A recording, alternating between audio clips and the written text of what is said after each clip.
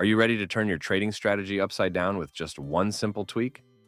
I've been there too, thinking moving averages were too basic to be a game changer. But what if millions of data points across thousands of stocks could show you something entirely new? I was skeptical at first, but this deep dive into real, hard data convinced me. Let's dive into it together, and maybe you'll experience the same transformation I did. Here's what we'll cover. We'll first dive into the massive dataset and how it was structured. Then, we'll move on to the optimization of exponential moving averages for crossover strategies. Finally, we'll reveal post-optimization results that span decades. And trust me, you won't want to miss what we uncovered. Before we get started, if you're serious about using data-backed strategies to level up your trading, hit subscribe.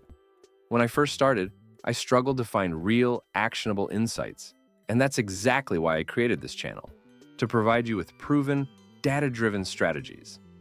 Subscribing not only keeps you ahead with the latest insights, but it also helps support me in creating this high-quality content that I wish I had when I started out.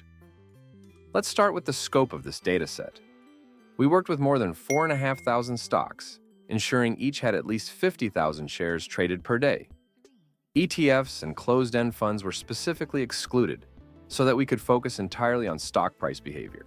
The total dataset spans 20 million trading days, or about 77,000 years of history. Why is this important? A dataset of this magnitude gives us something few traders have: true statistical robustness. When you have this many trades to analyze, it significantly reduces the risk of curve fitting, where strategies perform well on historical data but fail in live trading. By focusing on hundreds of thousands of trades, we can trust that the patterns and strategies we'll reveal today are real and repeatable. Think about it. How often do you get to analyze trades with this kind of depth? The strategy we analyzed is the classic moving averages crossover. You know the setup. Buy when a short-term moving average crosses above a long-term moving average. Sell when the short-term crosses below the long-term. We're testing two variations: long-only strategy, where you only take long positions, and reversal strategy, where you are always in the market, either long or short. Our goal is to optimize these strategies using half of the data, and then verify the results on the other half. We split the dataset on August 20th, 2012. Why? That date falls almost exactly halfway through the 77,000 years of trading history we analyzed. By doing this, we ensure that our findings aren't just the result of overfitting, but represent robust market behavior.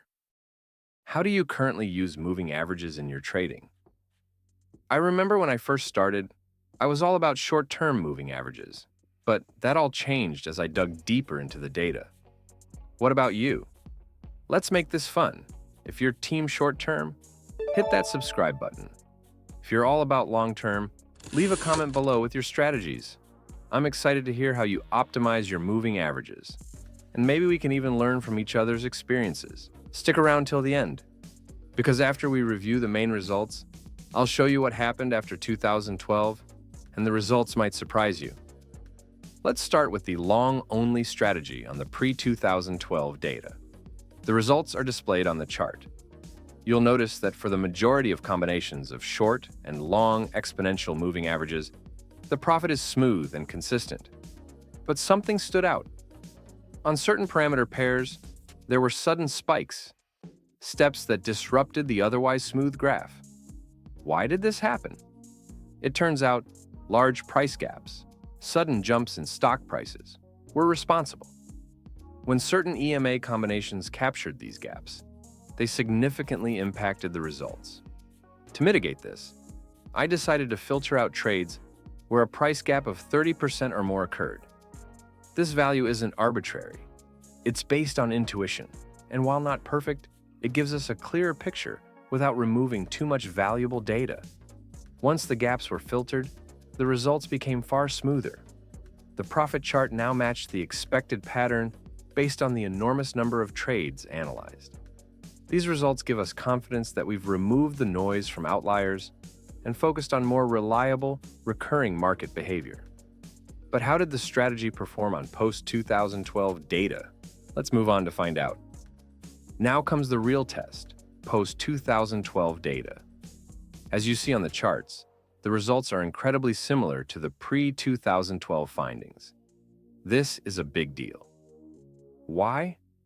Because we've always been told that markets change over time, that what works in one decade might not work in the next.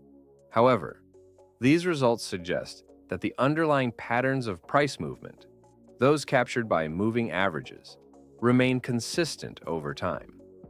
Despite changes in technology, the rise of algorithmic trading, and shifting market dynamics, the same EMA parameters that worked before 2012 continued to work afterward. This is what makes this strategy a game changer. It has proven resilience across different market conditions.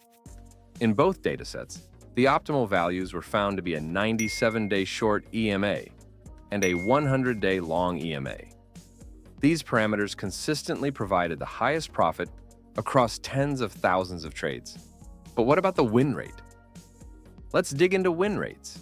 At first glance, you'd probably expect that a successful trading strategy should have a high win rate, right? It makes sense.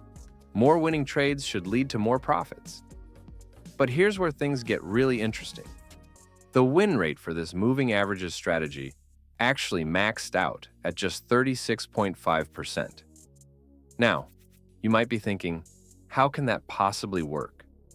How can a strategy with less than a 40% win rate still be profitable? This is where the magic of the risk-to-reward ratio comes into play. The key lies in understanding the relationship between your winners and your losers.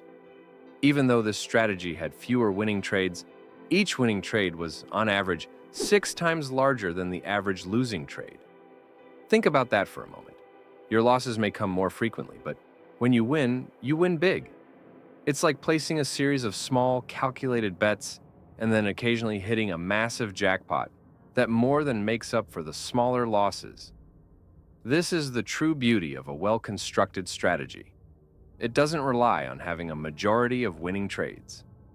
In fact, it thrives on those few high-reward trades that tip the scales dramatically in your favor. Imagine playing a game where you lose small 6 out of 10 times. But on the 7th, your win wipes out all those previous losses and more. So, if you're evaluating a strategy, don't just focus on the win rate. High win rates can be misleading if the rewards aren't large enough. It's all about that risk-to-reward ratio. The strategy we're analyzing here is living proof that even with a lower win rate, the larger wins carry enough weight to make the overall strategy profitable. Are you ready to dive deeper into how these numbers stack up in real trading? Stay tuned, because what comes next will blow your mind. Let's jump into the reversal strategy. Imagine this. You're always in the market, flipping between long and short positions with no downtime. It sounds fast-paced, almost like a high-stakes game where you're always playing. But does it really lead to bigger wins? The logic behind it seems solid, right? More trades equal more chances to profit.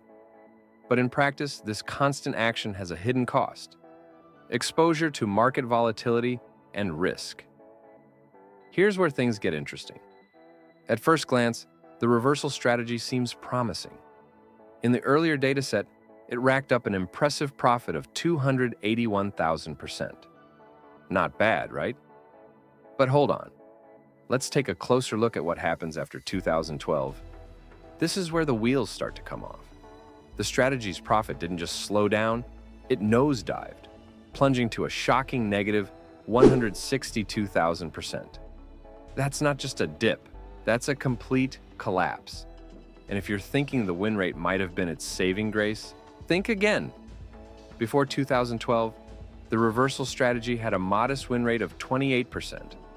But post-2012, that number dropped even further, to a dismal 26%. With fewer than 3 out of 10 trades being successful, the strategy's risk ballooned. And here's the kicker. While the risk-to-reward ratio rose from 0.27 to 0.46, this wasn't an improvement. The higher ratio actually indicated more risk, not more reward. It's like driving a faster car, but on a road full of potholes. Sure, you're moving quickly, but you're also far more likely to crash. So, what's the takeaway here? More trades and more market exposure don't necessarily equal more profits. In fact, the reversal strategy's constant activity made it vulnerable to market unpredictability, especially after 2012. It's a classic case of doing too much and getting too little in return. The simple, steady approach of the long-only crossover strategy, by contrast, delivered far better results. Sometimes the smart play isn't to do more, it's to do less, but with more precision. The lesson is clear. The allure of constant trading action can be tempting, but simplicity, backed by data, often leads to more consistent and reliable outcomes. That's a wrap on today's deep dive. If this analysis of moving averages has sparked new ideas for your trading or financial planning, make sure to subscribe for more data-driven insights. Whether it's trading strategies, market research, or personal finance tips, we've got a lot more coming your way. Just a quick reminder, all the content on this channel is for entertainment and educational purposes only. I'm not a licensed financial advisor, so please do your own research or consult a professional before making any financial decisions. Thanks for watching, and I'll see you in the next video.